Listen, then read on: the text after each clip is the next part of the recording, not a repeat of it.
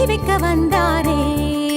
தென்னாட்டு சூரியன் தான் எனக்கு இப்ப மாலையிட வந்தாரே.